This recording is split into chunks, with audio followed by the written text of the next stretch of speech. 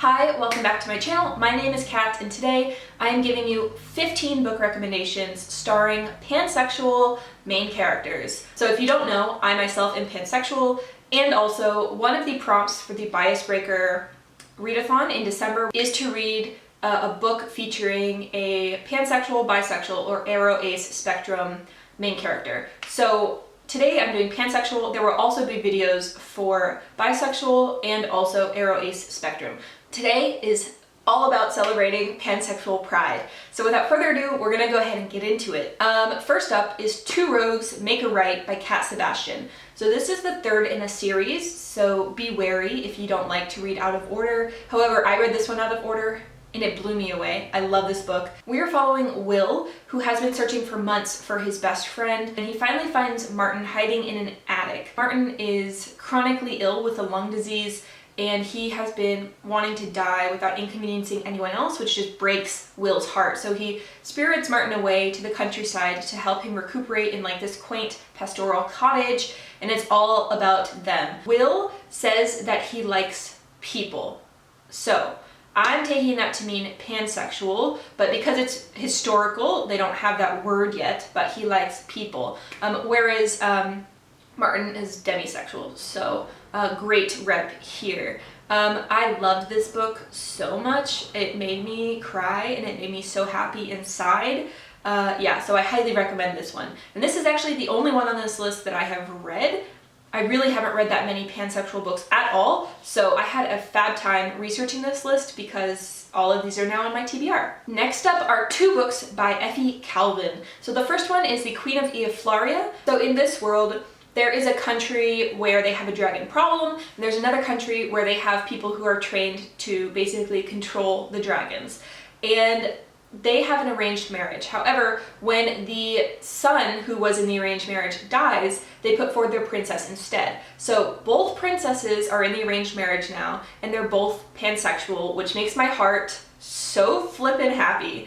So Queen of Ieflaria, and then also the third novel in the series, which is the Queen of Rhodia, also follows the same two characters as well. So number 1 and number 3 just sounds amazing. The next book I want to mention is a recent release which was out in September. This is Crownchasers by Rebecca Coffindaffer, and this sounds amazing. So this is set in space where there is a main character named Alyssa who is trying to outrun her family legacy. She doesn't want to be in the royal family like the Galactic Empire family.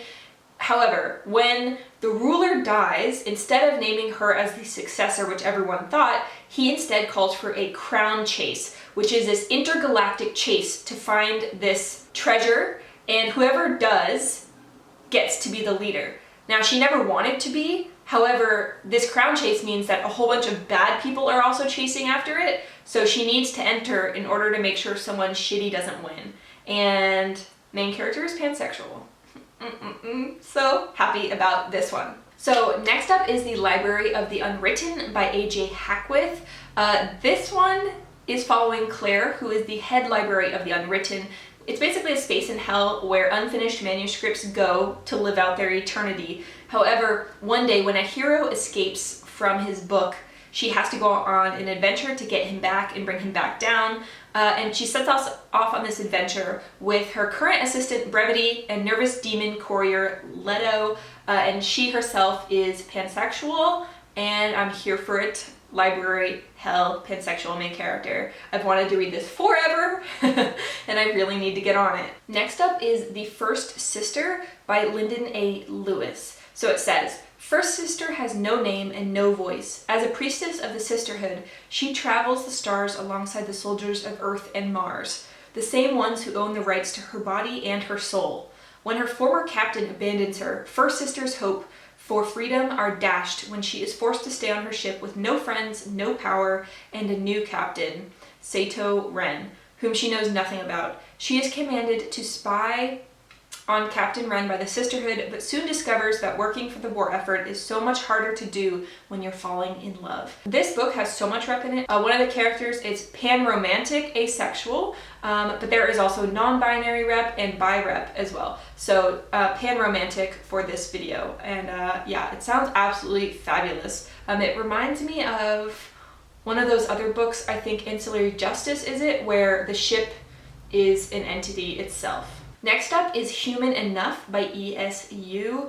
This is following an autistic vampire hunter who is forced to work with a vampire that is helping them catch kind of the bad vampires, I guess, and he is falling in love. And the main character here is pansexual, so if you're looking for a queer vampire novel featuring pansexual main character, this would be absolutely for you. So next up is Your Heart Will Grow by Chace Verity. This is following Kalpana, who is an international diplomat for the mermaid people.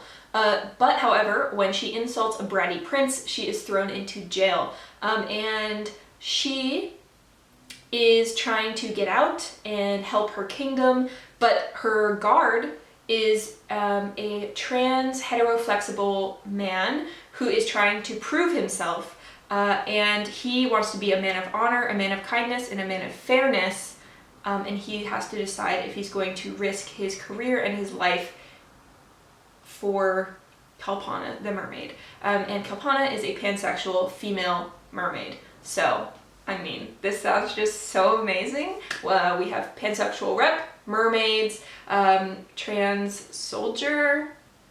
I'm here for it.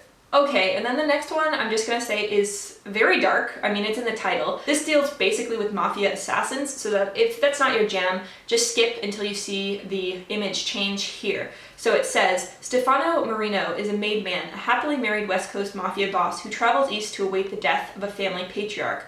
All the old hands have gathered. Of course sharks will circle when there's blood in the water. But there's a new hand that draws Stefano's eye. Silvio the Barracuda Sperato is Protetto, an heir to retired consigliere Giambattista Falci, and a man made in his own right. Among his underworld family, being gay is a capital crime, but the hypersexual and pansexual young killer has never cared much for rules. The only orders he follows are Battista's, whether on the killing field or on his knees, eagerly submissive at Battista's feet. But Silvio has needs Battista can't fill, and he's cast his black-eyed gaze on Stefano, a fake break-in, an even faker attack, and Silvio is exactly where he wants to be, strung up at Stefano's mercy, driving the old mafioso toward urges he spent his whole life repressing. Yeah, so this is obviously like BDSM, super dark, assassins, mafia, and yeah. So if that's not your jam, no worries, don't read it. But sounds interesting to me. And now, I'm very sorry for the whiplash, but we're gonna switch completely to a book which is uber sweet. So, what can I say? I contain multitudes. I like all sorts of books. I like uber dark and I like fluffy sweet. So this is Erik the Pink by Matthew J. Metzger. So this says, Erik has wanted to be a father for as long as he can remember, but now that the day is finally here, he's terrified.